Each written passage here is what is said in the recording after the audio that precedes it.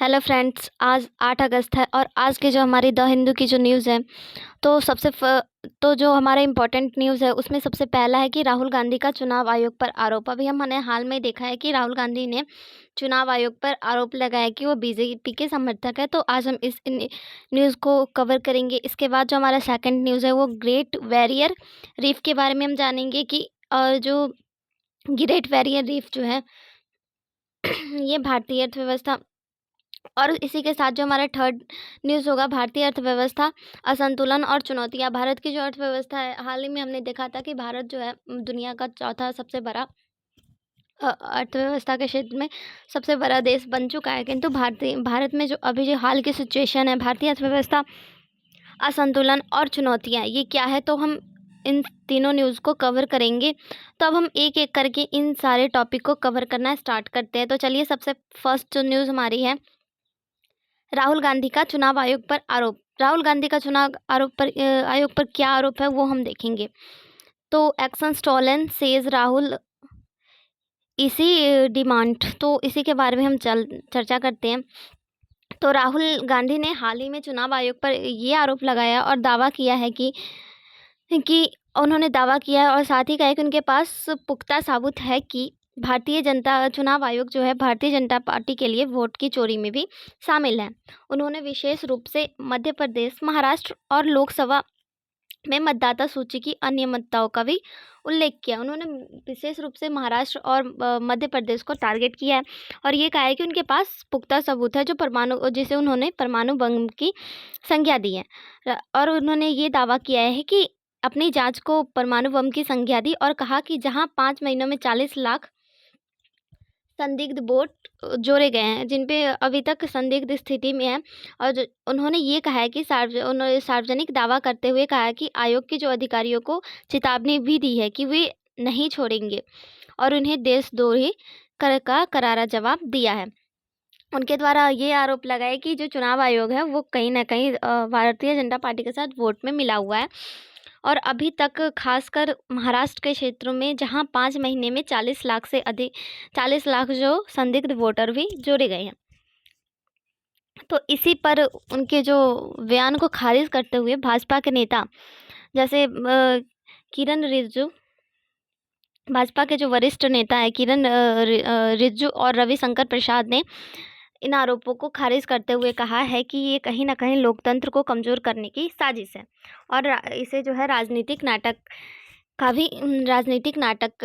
का जो नाटक कहते हुए कहा है। और उन्होंने कहा है कि कांग्रेस हार के बाद उन पर इस तरह के दोष लगा रहे हैं और उन्होंने इस बयान को पूरी तरह से खारिज कर दिया है कि उनका जो है चुनाव आयोग के साथ कोई भी ऐसा संदिग्ध स्थिति नहीं है कि वो वोटों की चोरी कर रहे हैं, बल्कि उन्होंने ये आरोप लगाया है कि कांग्रेस हार के बाद ऐसे अपने मन से मनगढ़ंत कहानियां बना रहा है।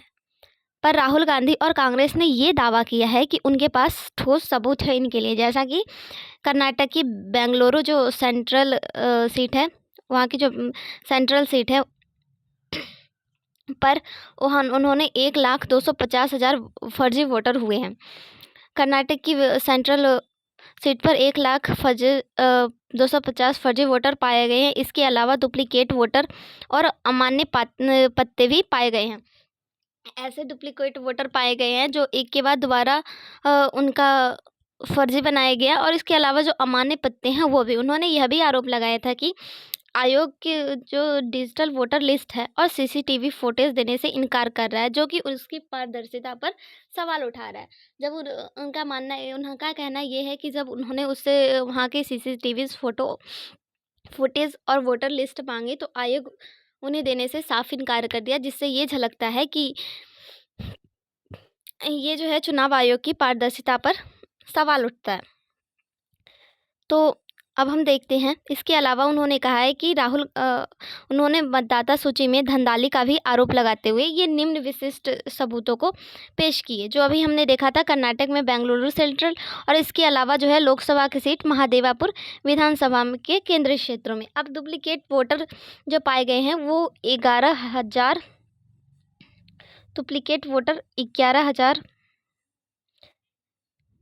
11,965 डुप्लीकेट वोटर पाए गए हैं। इसके अलावा अगर बात करें तो जैसे कि उदाहरण के लिए उन्होंने एक उदाहरण भी दिया है कि गुरकीरत सिंह ढंग नाम का एक व्यक्ति 4 अलग-अलग बूथों पे जाके रजिस्टर्ड था।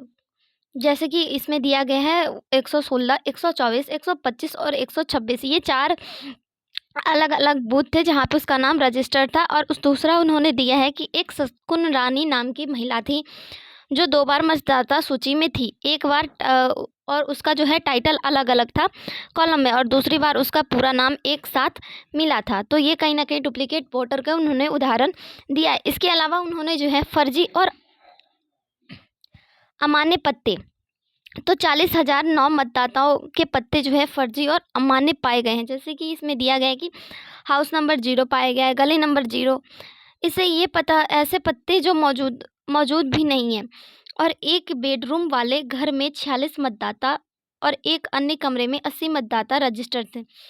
यानी कि एक ऐसा कमरा, एक ही रूम जिसमें कि मुश्किल से 4 या 5 फैमिली रह रही है, उनका मानना है कि, और वहाँ पे जो है 46 मतदाताओं का नाम है। इसके अलावा अन्य कमरों में जो है 80 मतदाता रजिस्टर्ड थे, जो कि कहीं न कहीं भौतिक रूप से असंभव है। ऐसे सिचुएशन देखने को मिल ही नहीं सकती कि एक कमरे में 80 और 46 मतदाता रजिस्टर हों। और इसके अलावा उन्होंने कहा है कि एक ही पत्ते पर बल्क वोटर, उन्होंने कहा कि 10,552 ऐसे मामले थे जहां एक ही पत्ते पर असामान्य रूप से अधिक मतदाता जो रजिस्टर्ड थे। उदाहरण के लिए उन्होंने 2 कमरों की तस्वीर भी दिखाई थी जिनमें उन्होंने बता दिया था कि एक में 80 और एक में 46 वोटर रजिस्टर्ड थे।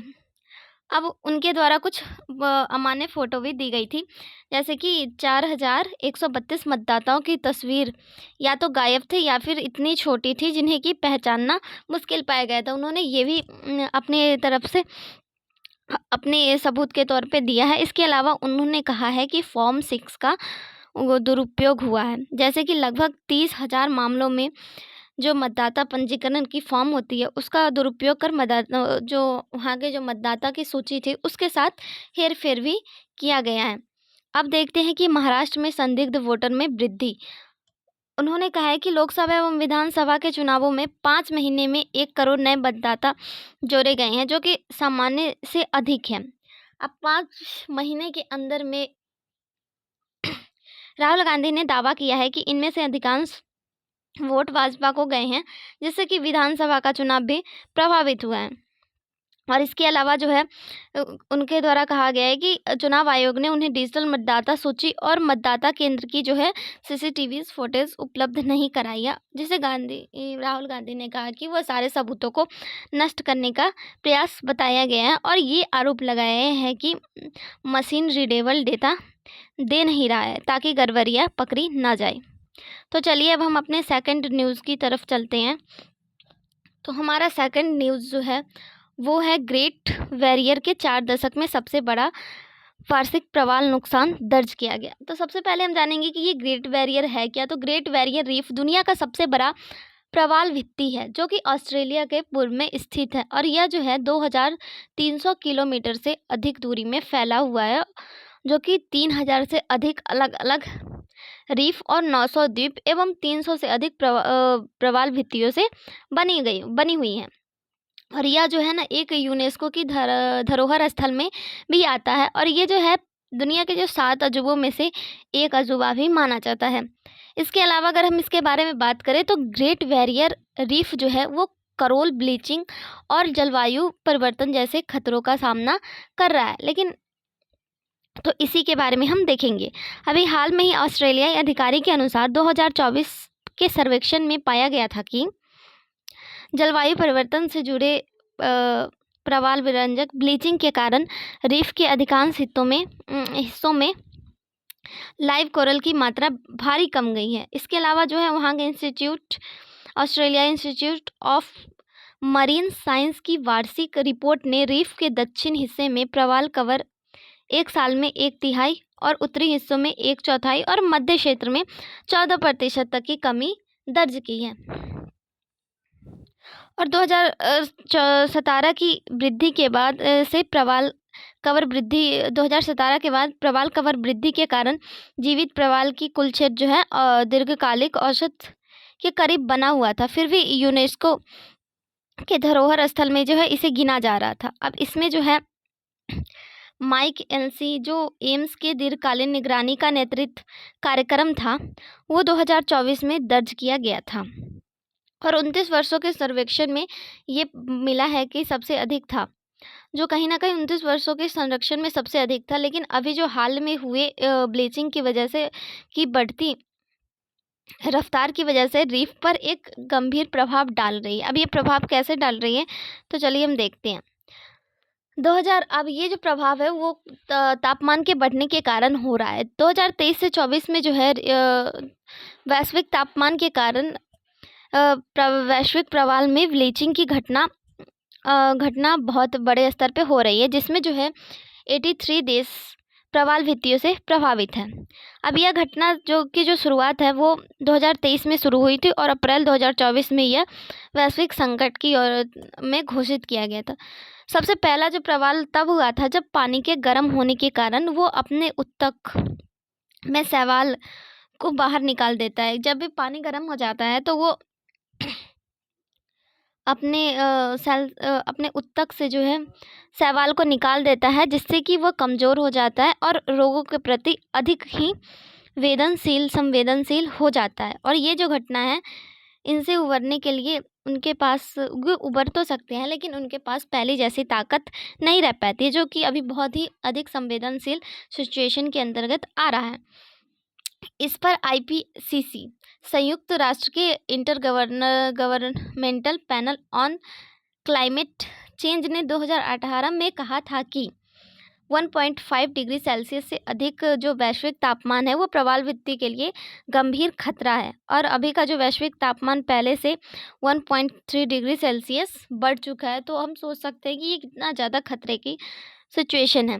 अब इसके जो ब्लीचिंग के जो कारण है वो कई कारण देखने को मिलते हैं, जबकि सबसे पहला कारण है कि समुद्र में तापमान का बढ़ना।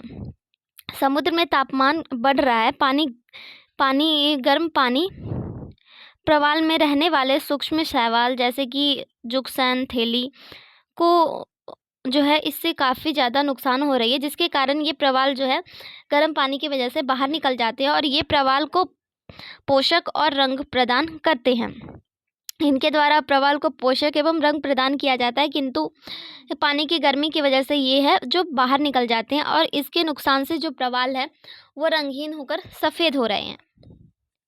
इसके अलावा अगर हम दूसरा उदाहरण देखें तो महासागरों में अम्लीकरण, कार्बन डाइऑक्साइड की बढ़ती समुद्र के द्वारा जो मात्रा है वो समुद्र में बढ़ती जा रही है, जिससे जो उसका पानी का जो pH स्तर है वो बहुत ज़्यादा कम हो रहा है और कहीं ना कहीं अम्लीकरण हो रहा है। जो pH स्तर जो 7 पर रहना चाहिए वो बहुत ज़्यादा कम हो रहा है और इस पानी में जो है अम्ल की मात्रा बढ़ने के कारण प्रवाल के जो कंकाल को ये जो है कमज़ोर करता है और उनकी वृद्धि एवं पुनर्जन्म को भी प्रभावित करता है।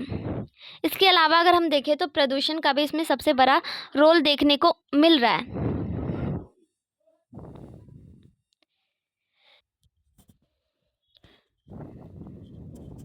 तो प्रदूषण जो है वहाँ के जो तटीय क्षेत्र में रासायनिक प्रदूषण भी देखने को मिलते हैं। इसके अलावा जो है रासायनिक प्रदूषण में हम देखें तो कीटनाशक, उर्वरक, तेल, ये सारे जो है, उसके अलावा जो है अगर हम देखें तो गंदा पानी वगैरह भी इसे कहीं ना कहीं नुकसान पहुंचाता है, जिससे जो उनके जो सहजीवी सेल है वो मर जाते हैं। इसके अलावा अति मत्स्यन, ओवर फिशिंग, अब मछलियों की जो अधिक जो पकड़ने से जो है अधिक पकड़ने से जो वहाँ के जो पारिस्थितिक तंत्र है वो असंतुलित हो जाता है प्रवाल भित्तियों का, और कुछ मछलियाँ जो है शैवाल को भी नियंत्रित करती है, जो प्रवाल भित्ति के लिए जो है प्रतिस्पर्धा का कारण भी बनते हैं। तो ये भी कहीं ना कहीं इफेक्ट होते हैं। अब इसमें भौतिक क्षति की अगर हम बात करें तो तटीय विकास और लंगर डालना एवं गोताखोरी जैसे भी सिचुएशन है वो प्रवाल भित्ति को नष्ट कर रहे हैं और उनकी उबरने की क्षमता इससे कम हो जाती है। इसके अलावा जो इफेक्ट करता है वो सूर्य का परावैंगनिक किरण है। अत्यधिक सूर्य के प्रकाश के रूप में जो परावैंगनिक किरण होती है वो प्रवाल और उनके शैवाल को भी नुकसान पहुंचाते हैं, खासकर जो है उथले पानी में। अब अगर हम बात करें तो चलिए हम अपने थर्ड न्यूज़ को कवर करने चलते हैं। तो ये जो है वो हम देखेंगे कि भारतीय अर्थव्यवस्था में पूर्णतः संतुलित नहीं है।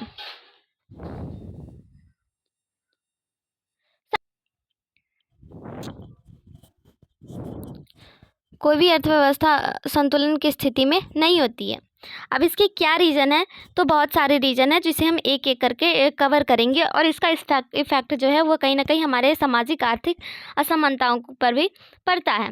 तो इसके क्या रीज़न है, तो कहीं ना कहीं हम देख रहे हैं कि वैश्विक व्यापार और नीतियों का बदलाव, ये सारे जो है हमारी अर्थव्यवस्था को प्रभावित कर रहा है। अब हम वन बाय वन करके इन पॉइंटों को कवर करेंगे। अब जैसे कि आय में असमानता, भारत में जो आय एवं संपत्ति का जो असमान वितरण है वो भी इसका सबसे बड़ा कारण है कि 1% जो आबादी है वो देश के जो उसका संपत्ति का बड़ा हिस्सा उनके पास है और बाकी की जो 99% आबादी जो देश की है वो निम्न आय के क्षेत्रों में जी रही है और साथ ही साथ आर्थिक चुनौतियों का भी सामना उनके द्वारा किया जा रहा है। तो ये आय का समानता जो है भारत की अर्थव्यवस्था को प्रभावित करने में कहीं बहुत बड़ी इनका जो है रोल दिखने को हमें मिल रहा है। अब चलिए हम देखते हैं तो बेरोजगारी और रोजगार की गुणवत्ता।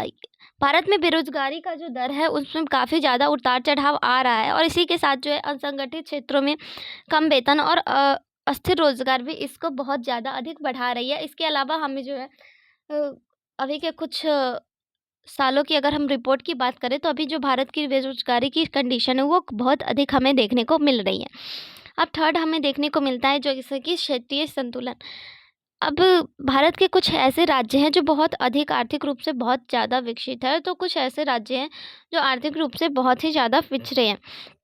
अगर हम बात करें तो महाराष्ट्र, गुजरात, दिल्ली वगैरह ऐसे राज्य हैं जो कि आर्थिक रूप से बहुत ही ज़्यादा डेवलप्ड है और बिहार, झारखंड जैसे राज्यों की बात करें तो यह भी बुनियादी ढांचे एवं निवेश के मामलों में काफ़ी पीछे है और यहाँ पे बहुत ही ज़्यादा इनकी जो स्थिति है आर्थिक रूप से बहुत पिछड़े माने जाते हैं। जो एक तरह से ये दोनों कंडीशन क्षेत्रीय असंतुलन की स्थिति को भी बना रहा है। अब अगर हम बात करें तो मुद्रास्फीति और व्यापार। मुद्रास्फीति से तात्पर्य होता है महंगाई से, ये कहीं ना कहीं बहुत अधिक बढ़ रहा है और साथ ही साथ जो है भारत में व्यापार में भी घाटा हो रहा है। जैसे कि महंगाई समय समय पर बढ़ती जा रही है जिससे कि जो है भारत के जो आम नागरिक है उसके जो लाइफ स्ट्रक्चर है उसको काफ़ी तौर पे प्रभावित कर रहा है और साथ ही साथ जो वहाँ के जो आयात निर्यात असंतुलन के कारण व्यापार में भी घाटा एक बहुत बड़ी चुनौती बन रही है। अब इसके अलावा अगर हम देखें तो ये क्यों हो रहा है, तो कई सारे हमारे ऊपर जीएसटी वगैरह लगाई जा रही है और साथ में जो वैश्विक तौर पे जो जीएसटी वगैरह और इफ़ेक्ट हो रहे हैं उसके कारण भी ये घाटा देखने को मिल रहा है। और इसके अलावा सबसे बड़ा जो रीज़न है वो अर्थव्यवस्था पर निर्भरता है। हमारी जो निर्भरता है वो पूरी तरह से कृषि पर है। भारत की अर्थव्यवस्था कृषि आधारित अर्थव्यवस्था होने के कारण मौसम और नीतिगत अनिश्चितताओं के प्रति संवेदनशील है, जिसकी वजह से भी ये कंडीशन हमें देखने को मिल रही है। अब अगर हम बात करें तो हाल के कुछ क्षेत्रों में वर्षों में कुछ क्षेत्रों में जैसे कि अगर देखें तो डिजिटली अर्थव्यवस्था, स्टार्टअप इकोसिस्टम और बुनियादी ढांचों का विकास देखने को मिल रहा है, जो कि सरकार की नीतियाँ जैसे कि आत्मनिर्भर भारत, मेक इन इंडिया जैसे कंडीशन से इनके बीच में जो संतुलन लाने का प्रयास किया जा रहा है, अभी भी प्रयासरत है। फिर भी जो है ये एक पूर्ण संतुलन की आदर्श स्थिति में काफ़ी कठिनाइयाँ हैं जो कि एक जटिल प्रक्रिया इसे अभी पूरी तरह से लागू करना में काफ़ी ज़्यादा डिफ़िकल्टीज़ हमें देखने को मिल रही है। तो मिलते हैं हम अपने नेक्स्ट वीडियो में। Thanks for watching.